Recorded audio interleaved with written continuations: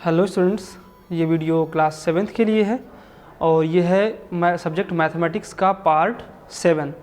इससे पहले हम 6 वीडियोस बना चुके हैं आपकी क्लास के लिए, ये 7वां वीडियो है। तो हमने एक्सरसाइज 1, क्योंकि पहले चैप्टर में हमारी एक्सरसाइज सिर्फ एक एक्सरसाइज है, तो इस एक्सरसाइज के हम 13 क्वेश्चन कर चुके हैं। अब 14, 15 2 क्वेश्चन बचे हैं, इनको आज हम करेंगे। इसके बाद फिर नेक्स्ट चैप्टर भी आज पढ़ेंगे, ठीक है। तो 14 क्वेश्चन क्या है, जल्दी से आप अपनी बुक ओपन कर लो। बिना बुक ओपन की आपको बिल्कुल समझ में नहीं आएगा। पेज नंबर 18 पे आपको मिल जाएगा। पेज नंबर 18 पे 14 क्वेश्चन। 14th क्वेश्चन क्या है, राइट यूजिंग पावर नोटेशन। आपको सिंपल पावर लगाना है। ये देखो मल्टीप्लिकेशन के फॉर्म में एक नंबर लिखा है बार बार, तो आपको पावर लगाना है। तो पहला पार्ट देखो, क्वेश्चन नंबर 14 का ए पार्ट क्या है, 10 इंटू 10 इंटू 10 इंटू 10। देखो 10 का मल्टीप्लिकेशन हुआ है 10 ही में कितनी बार, 4 बार, 4 टाइम्स। तो इसका क्या हो जाएगा, 10 की पावर 4। यहाँ पे बेस है, ये बेस है, ये पावर है। तो बेस में हम उसको लिखते हैं जिसका मल्टीप्लिकेशन हो रहा है, और पावर में वह नंबर आता है जितनी बार मल्टीप्लिकेशन हुआ। तो यहाँ पे 10 का मल्टीप्लिकेशन हो रहा है ना, तो यहाँ पे 10 आया, और 10 कितनी बार आया है, 1 2 3 4 बार, 4 टाइम्स, तो पावर में 4 आ गया। तो इसको क्या लिख सकते हो, 10 की पावर 4। ऐसे ही इधर देखो, यहाँ पर सब जगह -13 है। -13 का मल्टीप्लिकेशन हो रहा है, लेकिन कितनी बार हुआ है, 1 2 3 4 5 6 टाइम्स। तो -13 की पावर क्या हो जाएगा, 6। अभी मैंने लेकिन एक चीज़ आपको पहले बताई थी, अगर पावर इवन नंबर हो तो इस माइनस को हटाया जा सकता है। अगर पावर इवन नंबर हो, ठीक है, ये इवन है ना, 6 इवन है, तो -13 की पावर 6 को आप 13 की पावर 6 भी राइट कर सकते हो, भी लिख सकते हो, ठीक है। तो ये इसके 2 आंसर हैं, ठीक है। आप 13 की पावर 6 बोलो या -13 की पावर 6 बोलो, इसका आंसर 10 की पावर 4 आ जाएगा।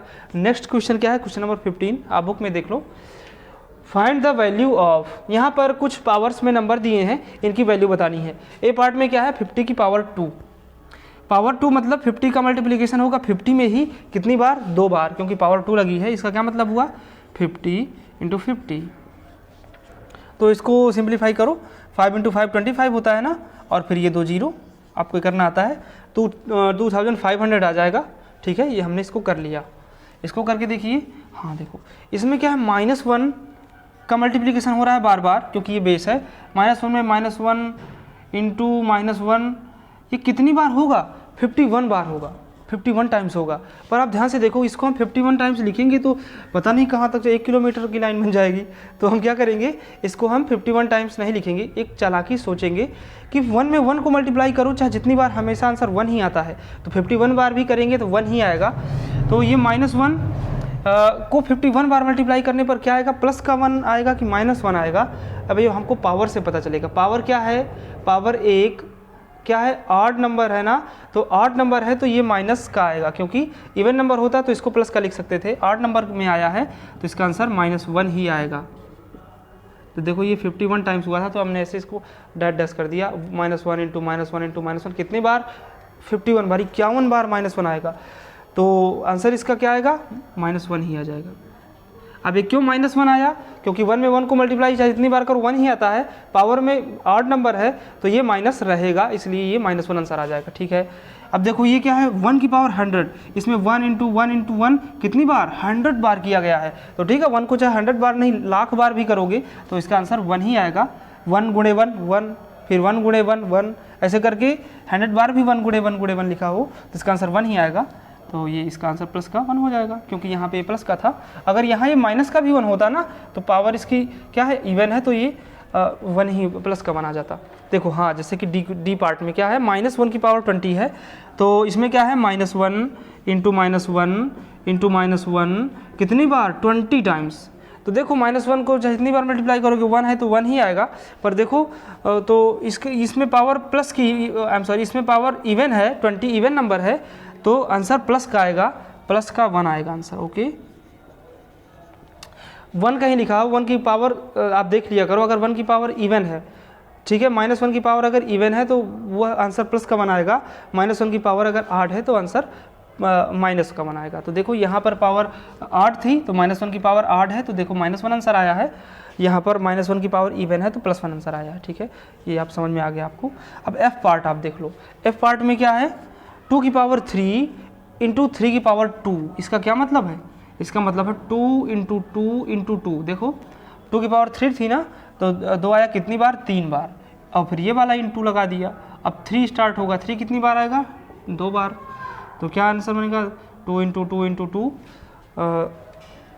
8 आ जाएगा, 8 इंटू 3 24 आ जाएगा, 24 इंटू 2 48 आ जाएगा, है ना। इसका आंसर 48 आ गया।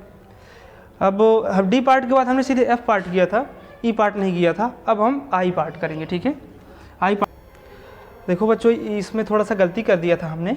और 2 की पावर 3 को हम क्या लिखेंगे? 2 इंटू 2 इंटू 2। और 3 की पावर 2 को क्या लिखेंगे? 3 इंटू 3। हमने यहाँ पे 3 इंटू 2 कर दिया था, वो धोखे से हो गया था। तो यहाँ पर 3 आएगा 2 बार, तो ऐसे ही 2 बार आया ना, 3 इंटू 3 होगा। तो ऐसे इसको सॉल्व करो, 48 इसका आंसर नहीं आएगा। 2 इंटू 2 इंटू 2 8 आता है, 8 इंटू 3 क्या आएगा? 8 इंटू 3 आएगा आपका 24 इंटू 3 आएगा 72। ओके, तो इसका आंसर 72 हो जाएगा, ठीक है। तो ये थोड़ा सा यहाँ पे आप देख लेना, गलती हो गई थी। इसका फिर आई पार्ट हम कर रहे हैं। आई पार्ट में क्या है?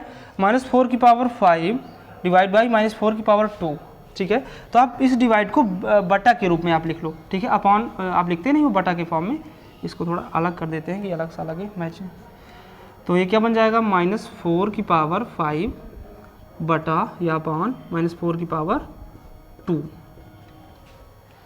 अभी देखो ये क्या बनेगा? -4 इंटू -4 इंटू -4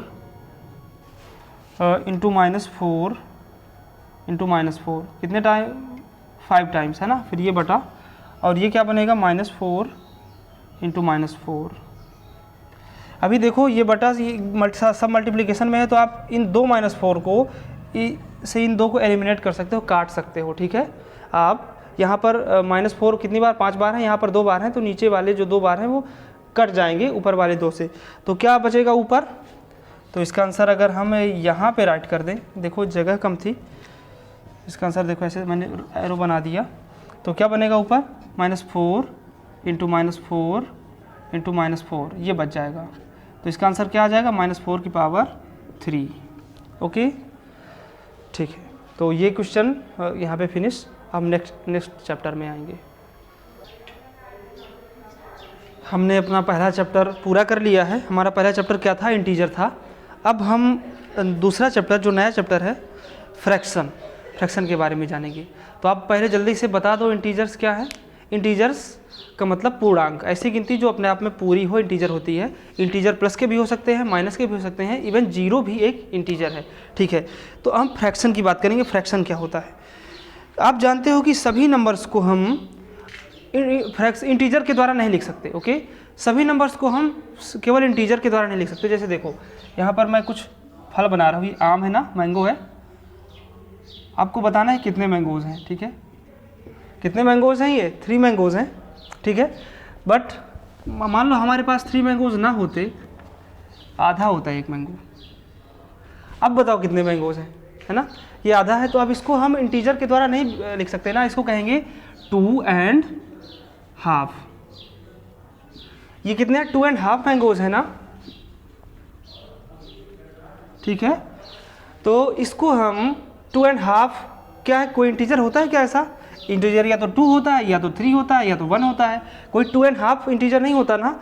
तो हाँ, हमारी जो डेली लाइफ है, इसमें हम बहुत सारे ऐसे नंबर्स को यूज़ करते हैं जो इंटीजर नहीं हो, अर्थात पूरे नहीं हो। तो ऐसे नंबर्स या तो फ्रैक्शन में होते हैं या डेसिमल में होते हैं। आप इसको 2.5 को क्या लिख सकते हो? 2.5 या 2.5। तो ये है फ्रैक्शन और ये है डेसिमल, ओके। डेसिमल मीन्स दशमलव, ओके। तो आज हम इन्हीं फ्रैक्शंस के बारे में जानेंगे, ठीक है। फ्रैक्शन क्या है? फ्रैक्शन ऐसे नंबर्स होते हैं जिन्हें हम न्यूमरेटर अपॉन डिनोमिनेटर के फॉर्म में लिखते हैं, p/q के फॉर्म में लिखते हैं। ऐसे नंबर्स जो p/q के फॉर्म में लिखे हों, p क्या है? न्यूमरेटर है,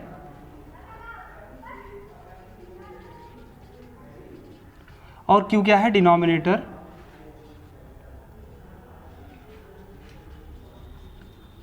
ठीक है, तो ये न्यूमरेटर है, ये डिनोमिनेटर है। तो ऐसे नंबर्स जो न्यूमरेटर अपॉन डिनोमिनेटर के फॉर्म में लिखे हों, p/q के फॉर्म में लिखे हों, a/b के फॉर्म में लिखे हों, ऐसे आप कुछ भी बोलो, वो होते हैं फ्रैक्शन। पर यहाँ पे ध्यान देने वाली बात क्या है कि P एंड Q अर्थात न्यूमरेटर एंड डिनोमिनेटर दोनों क्या होते हैं, होल नंबर्स होते हैं, इंटीजर्स नहीं। ऐसे नंबर्स जिन्हें हम P बाई Q के फॉर्म में लिखें जहाँ P एंड Q क्या हों, होल नंबर्स हों, तो ऐसे नंबर को बोलते हैं हम फ्रैक्शन। ठीक है, तो P and Q are whole numbers. Whole number में जीरो भी आता है, इसलिए आपको ध्यान रखना है कि Q में कभी जीरो नहीं आना चाहिए, है ना, क्योंकि अगर Q में जीरो आ जाएगा तो हमारा फ्रैक्शन क्या हो जाएगा, अनडिफाइंड हो जाएगा।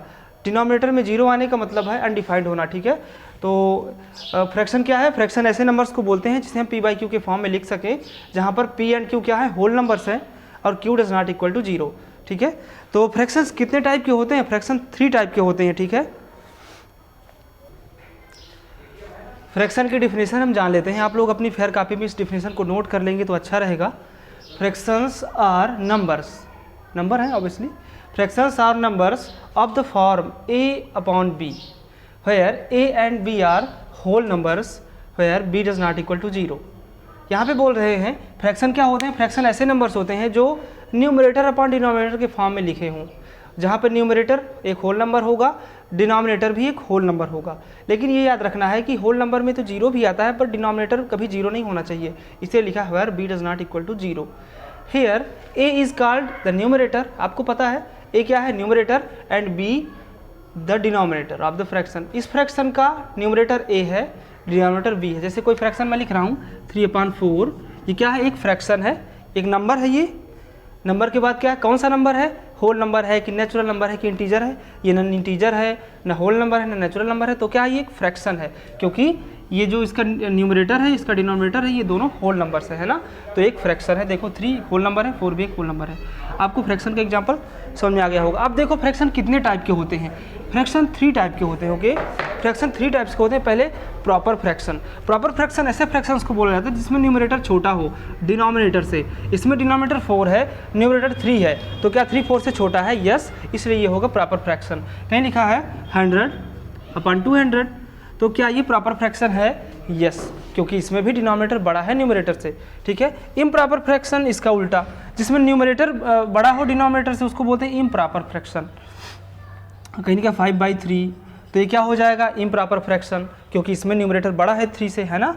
अब कहीं लिखा है 200/15, तो ये क्या है, ये इम्प्रॉपर फ्रैक्शन है। इम्प्रॉपर फ्रैक्शन है ना, क्योंकि इसमें न्यूमरेटर डिनोमिनेटर से बड़ा है। अब तीसरा होता है mixed fraction. Mixed fraction actually improper fraction ही होता है। मिक्स्ड फ्रैक्शन इम्प्रॉपर फ्रैक्शन होता है, तो हम क्या करते हैं, किसी इम्प्रॉपर फ्रैक्शन को हम एक इंटीजर और एक प्रॉपर फ्रैक्शन के फॉर्म में जोड़ कर लिख देते हैं। जैसे 5/3 है, तो आप देखो 5 में तुम 3 को डिवाइड करो तो 1 टाइम्स जाएगा ये 3 और रिमाइंडर बचेगा 2। तो 5/3 को आप क्या लिख सकते हो, 1 होल, देखो ये 1 पूरा है, क्वेश्चन आया 1 होल एंड 2/3, तो 1 + 2/3। ठीक है, ये जो रिमाइंडर रहता है ये न्यूमरेटर बनता है, और जिससे हम भाग देते हैं डिवाइजर जो होता है वो क्या बनता है, डिवाइजर बनता है अपना डिनोमिनेटर। तो देखो आप ऐसे करते आए हो, इसको चेंज करना बड़ा आसान है। 1 होल 2/3, तो 5/3 को क्या लिख सकते हैं, 1 होल 2/3, 1 + 2/3। तो देखिए हमने क्या किया, एक हमारे पास इम्प्रॉपर फ्रैक्शन था, उसको हमने एक इंटीजर और एक प्रॉपर फ्रैक्शन, देखो ये प्रॉपर फ्रैक्शन है, इसमें न्यूमरेटर छोटा है, इसके एडिशन के फॉर्म में लिख दिया, तो ये हो गया मिक्स्ड फ्रैक्शन। तो मिक्स्ड फ्रैक्शन को लिखने का एक तरीका होता है, ये प्लस हटा देते हैं, 1 होल 2/3।